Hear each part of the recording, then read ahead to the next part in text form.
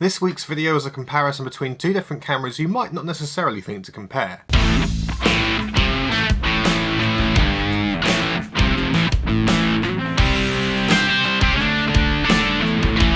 Welcome back to the channel. My name is Sam, and this week I'm joined by Neil, and we're discussing how the D800 and D810 perform doing video against our trusty GH5. Before we start, I'd like to remind you all to please subscribe if you haven't already with notifications on. We do weekly vlogs on all sorts of stuff like video production, music production, photography, kit, tech, all sorts of interesting stuff. So if you haven't already, please subscribe, notifications on to stay updated on our latest videos. So this week's video is one that's actually kind of been in the pipeline for a while. At Phased Media, we have two different camera standards. We have Nikon D800 and D810s for photography, and that's mostly Neil's area. Neil kind of heads up photography, whereas Dan and I use GH5s as our main skill is in videography and editing. However, sometimes Neil does need to do video as well, and it's been interesting over the last couple of years to compare the D800 and D810 with the GH5, and we thought in this video we'd actually kind of go over our thoughts on the two camera systems. So first I'm going to hand over to Neil, who is going to show us more of a photographer's perspective on the video, and then I'll give my thoughts on both camera systems and we'll kind of see how it ends up. So over to you, Neil. Just a bit of background. Got some videos playing here which are from various combinations of cameras and lenses. We'll come to that in a minute. But basically what we wanted to do recently when we had a team session in Broadstairs was to look at how our D800 and D810 performed in doing video versus our Lumix GH5, which is basically our go-to video camera. So the GH5 is a mirrorless micro four thirds. Both D800 and D810 are full frame. Now obviously the GH5 shoots at 4K, or we usually shoot it at 4K, and the D800 and D810 shoot at full HD. So it was just an interesting comparison, not only in terms of video quality, which we'll come to in a minute, but also in terms of how they handle and how they did in terms of recording video. Was it that much more difficult than recording the GH5? I have used it before, and it is very, very, very straightforward. It's so easy to use straight out of the box. It's got lots of useful features like a touchscreen, focus peaking, which the D800 and D810 don't have. So it's a much easier camera to use for video. But the flip side is we do use D800. I'm filming now with the D800 and the Tamron 15-30 lens. It's my preferred lens for doing vlogging. And also we've still got the mighty D810, which is a bit of a beast, with the 70-200 Tamron, which we also used. And we also tried the 50mm Signal f1.4 Art. I've been going through the footage, and let's have a quick look. So first off, GH5 footage. It's got a nice balance of contrast and a quite a nice colour balance out of the box. This is unprocessed, so you know I'm quite impressed with it. It's definitely sharper than the D800 or D810 footage, but you'd expect that because it's 4K. Can't argue with it. The GH5 is a great video camera and is capable of some really good pro results. So the next one up was the D810 with the 70-200mm lens, the Tamron G2. 70-200 f2.8 lens, and yeah, again I like this because it's got a bit more contrast, so the blacks look a bit more black. It's not as sharp as the GH5, but you know, I just like the look of it. I mean, I'm not a film expert, but I'd call that quite a filmic look. So yes, it's a bit softer, but that's not necessarily a bad thing. But I love the fact that you can get that depth of field, you know, compression with the 200. I think this is taken on the long end of the 200. So moving down, again, looks very similar. Again, even more contrasty is the f1.4 Sigma Art. I think we were running it on about 4.5, f4.5. I'll have to check that, but you know, we weren't running it wide open. Again, it's very contrasty. It's got a bit more contrast. The blacks are very black. You know, it's got a bit more kind of dark. I tend to shoot dark rather than light because I think it's easier to push dark in, you know, bright and dark pictures. So I quite like that look. Not for everyone. You know, to my mind, that's quite a good sharp image. Not as sharp as the GH5 because it's HD, not 4K. But yeah, it was, you know, good, and it's easy to handle. It's a, you know, it's not a massive lens compared to the 70-200, so it is a bit easy to handle. So last up, we've got this, and this I love this lens because it's got such a, you know, super wide angle lens to, you know, moderate wide angle. So it's capable of some very dramatic photo shots. We didn't shoot with it, I don't think, wide, the widest setting at 15mm. I think this was mainly shot towards the 30mm end. It's got a bit more of a kind of washed out look. It's probably a bit lighter than the GH5, but again, you've got reasonably good contrast in the blacks, but it's got like a kind of a bit of a wash to it. Sometimes you don't always want contrasty sort of in your face colours. You want something a bit more subtle, and I quite like that look. It also proved to be the easiest lens to use handheld because obviously the long end of 200 camera shake's a real problem, as I found out. So again, I like the look. I mean, I think the D8 and the D800 have a really nice look to the video that they produce. They're not as easy to handle as the GH5, but if you're doing tripod-based stuff, there's no reason why they can't be used. Obviously, things like the autofocus don't work as well. I tend to use, for example, what I'm using now, Camera Ranger to set the focus, so I can just click on the screen and just click it on my eye to make sure it's focusing on my eye, and it'll refocus. But obviously, the camera on its own doesn't do that, and it's got no touchscreen, so it's not going to be as easy to handle. The in-camera video autofocus doesn't work particularly well, so it's a question of set your focus and then pick your focus for your shot and keep it there. So things like focus pulls. Focus pulls are a bit more difficult. You have to do them manually, but for static stuff like this, absolutely fine. So yeah, that's kind of my view on it. It was very interesting exercise to do. The different lenses and different camera bodies have different kind of look and feel. I think that's quite nice to have that variety. So we might be using sort of splicing in some of the D810 and D800 footage for future vids, and it certainly stands up next to the GH5 stuff in terms of when it's going through the editing process. The quality's there. We don't notice a massive great difference transferring between the two, so that's always good. That's my thoughts. I'm going to now hand off to the video team to see what they think, because I'm just a photographer and music guy, so what do I know? So yeah, over to the video team and see what they think. Thanks, Neil. So I have used both the D800 and D810 for video over the last couple of years, as well as obviously mostly using my GH5.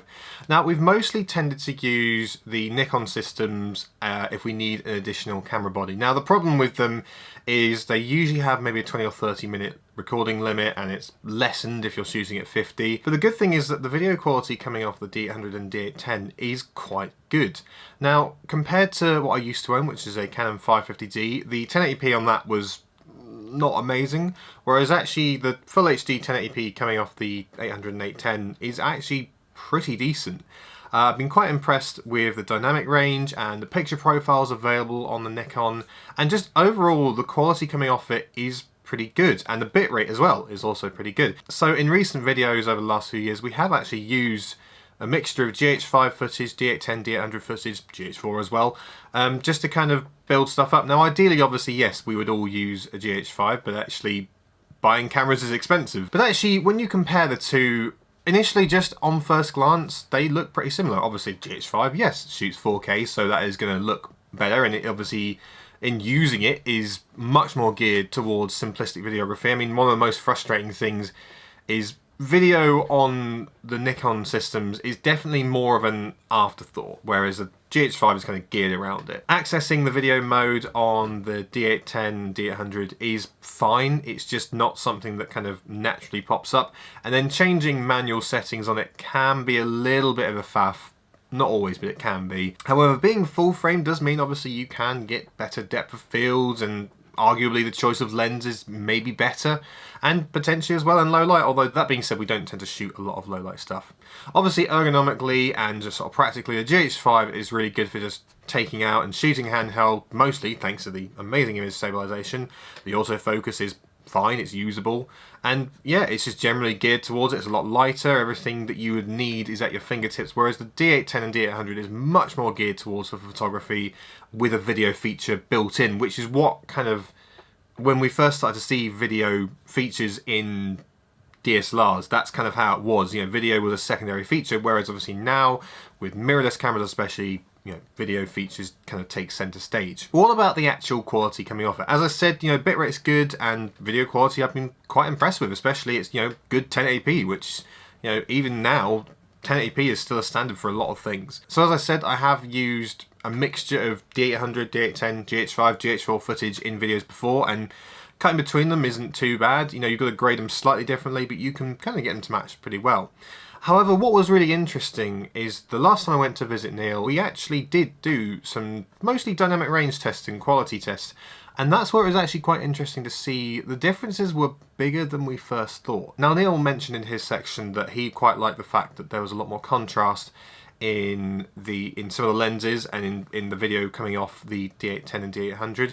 Some of that is partly just down to the picture profile. I think we use different ones at times, so this isn't exactly a scientific comparison. However, what we decided to do was to actually try and match the cameras as best we could, so we ended up using more or less the same focal lengths and around the same aperture, which I think was about f8 or f9, at sort of like, you know, evening sun, and we wanted to sort of see what sort of quality and dynamic range was actually there. So when we actually came to review the footage, we'd obviously shot, you know, pretty much the same shots with the different cameras, you know, trying to match them as close as we can. Now we're shooting Cine Light D on this one, and we shot kind of a flat profile on the D800 and D810. The thing I did notice was the highlight roll-off, despite the fact the cameras were matched pretty much, and then they look kind of similar in the screens, the highlight roll-off initially in the D800 and D810 looked nicer than the GH5, for use of a better word. You can actually look at the lumetri scopes and see, you know, they're both peaking, but it just looked a bit nicer on what was coming off the Nikon cameras. However, with the GH5,